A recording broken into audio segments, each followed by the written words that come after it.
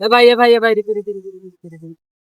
अरे फेसबुक पर बड़ी तो वायरल हो रहा है जी। हाँ बढ़िया बढ़िया गाना आजकल देख रहे हैं फेसबुक पर। हाँ वो तो हम है। तुम्हारा नाम सनी सिंगर है? हाँ जी। अरे वाह यार, गाना तो एकदम तुम्हारा बहुत बढ़िया फेमस फेमस गाना आ रहा है। फेमस तो हमको रहबे करता है। बहुत देख रहे हैं अभी यूट्यूब पर और फेसबुक पर, बहुत गाना देख रहे हैं तुम्हारा। हाँ वो है मेरा। हाँ तो तनिए वो गाना हमको सुना तो। गाना सुनाए? हाँ उतर के नीचे नीचे उतर के एकदम बढ़िया सा एकदम गाना एगो तनी सुनाओ तो हमको। बोलिए ना भैया, कौन पर गाना सुनाए बोलिए ना।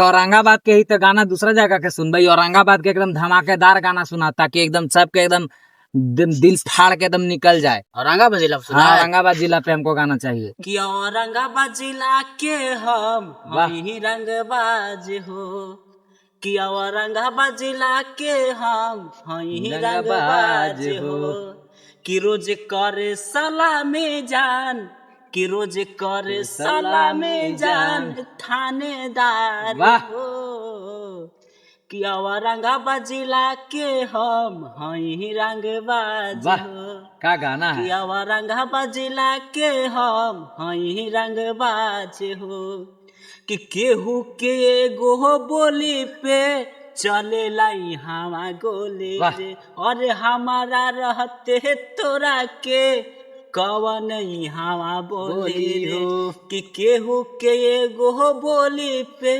चले लाई हवा गोली रे, और हमारा रहते तोरा के कवन हवा बोली। देखला बाबू औरंगाबाद जिला है। कि अब डरा ना केहू से जान, कि अब डरा ना केहू से जान, बस संगे में यार हो, कि औरंगाबाद जिला के हम हई रंगबाज हो, कि औरंगाबाद जिला के हम हई रंगबाज हो, कि शिवम रोहित टाइगर सनी के रहेला हरदम चर्चा हो, हर गली गली में छपल बा हमनी के यहाँ परचा हो, कि शिवम रोहित टाइगर सनी के रहेला हरदम चर्चा हो, और गली गली में छपल बा हमनी के यहाँ परचा हो, कि रोज करे सलामी जान,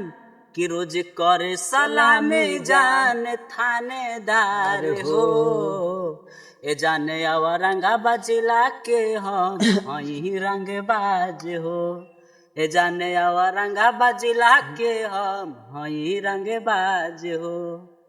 वाह भाई, हाथ मिला रे बार बार।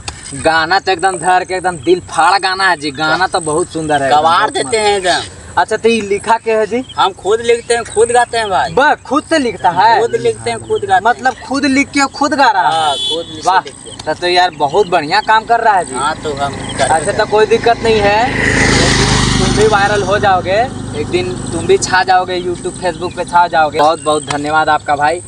चलिए इसी तरह से लगे रहो, बहुत बहुत धन्यवाद।